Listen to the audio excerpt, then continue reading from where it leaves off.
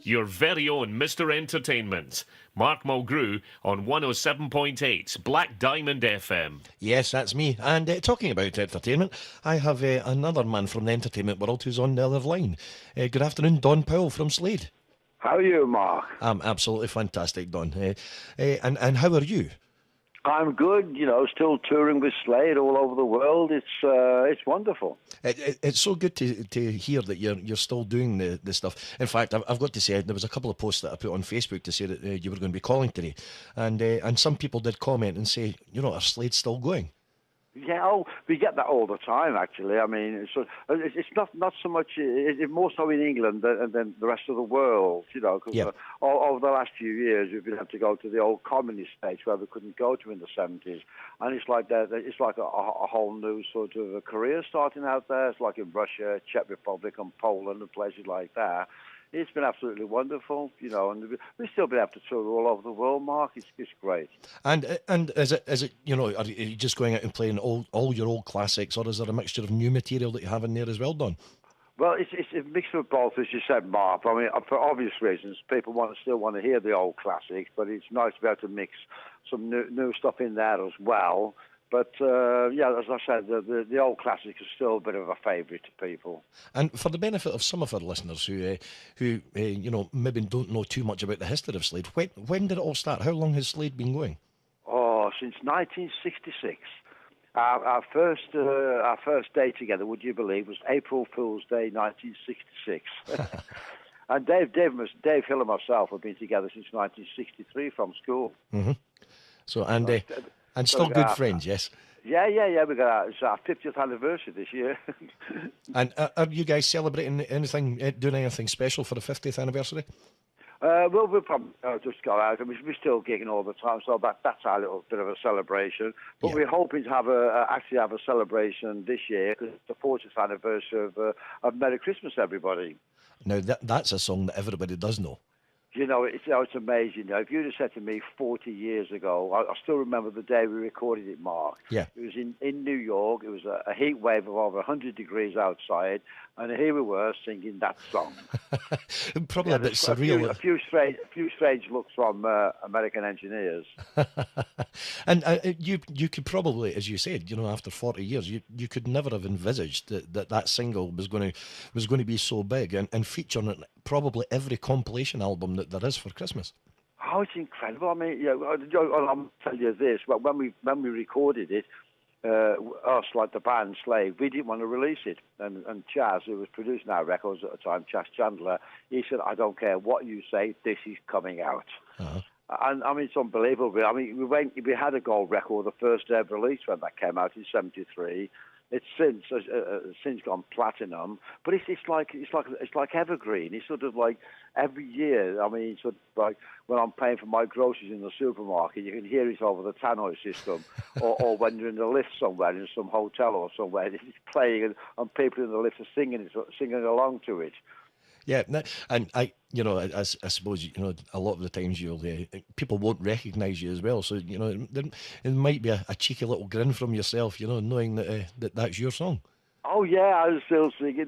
Sort of like I remember the one time I was at the supermarket and I was paying for my groceries, and the young girl behind the till, she was singing along with it, and I was sort of handing her the money, and she looked up and she went, "Oh, it's him." I said, "Okay, carry on singing. It sounds good. Carry on singing." So it's nice. It's nice memories. So after 50 years in the business, Don, you're still enjoying the performing. Do you still get the same buzz that you had back there in the 60s? For sure. I mean, I've always said, Mark, as soon as I stop enjoying it, I'm out. Mm. And it's still a great buzz. It's wonderful. Like I said, especially now over the last few years, we've been able to go to places like Russia and all the old communist states where we couldn't go to. We couldn't go there in the 70s. And it's like a whole new market again for us. Uh-huh. Great stuff. Now, one of the reasons that we're chatting today is that our listeners in Midlothian and Edinburgh will be able to see you perform this weekend.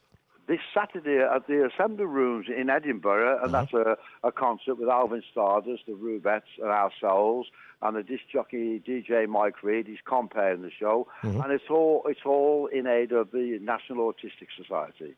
Now, I do know that Alvin and yourselves do a large amount of work for the Autistic Society.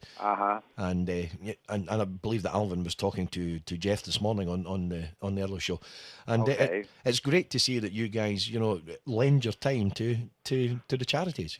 Well, it's nice that we can actually sort of, like, in this kind of business, we can actually help out.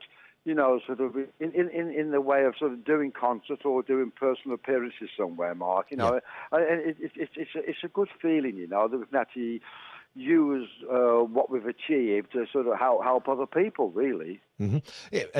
It's in one sense, it's giving something back, and Exactly. thanking a lot of your fans, for supporting you for so many years as well. Of course.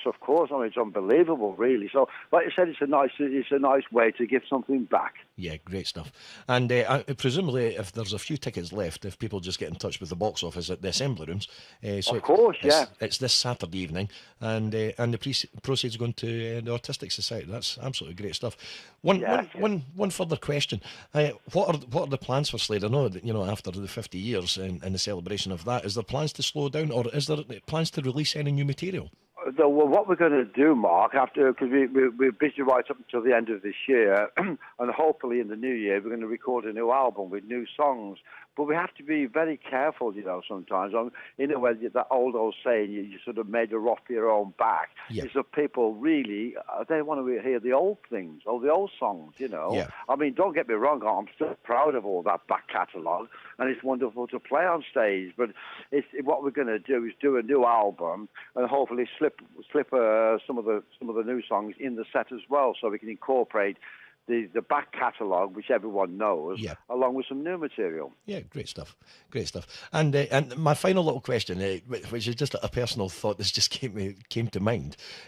Do the guys from Slade still live this high rock and roll lifestyle, or is it more cups of tea and biscuits nowadays? I think it's a cup of coffee. What's the epilogue now, Mark? Things have slowed down a bit now, sort of. No, I mean, we still have a great time when we're out on the road. I mean, that's what it's all about, especially with other bands that we know. We can still have a bit of party and sort of like hoot and holler like everybody else, But, I mean, things have slowed down a little bit, Well, great stuff, Don. Thank you very much for taking the time to speak to us here at Black Diamond FM. And all the very best for the concert, which again I'll remind everybody is this Saturday at the Assembly Rooms. Slade, Alvin Stardust, the Rubettes, and Mike Reid, who's comparing it as well. That's wonderful. Thank you so much for your help, mate. That's great. Thanks very much, Don. Cheers. Okay, take care. Bye. Bye.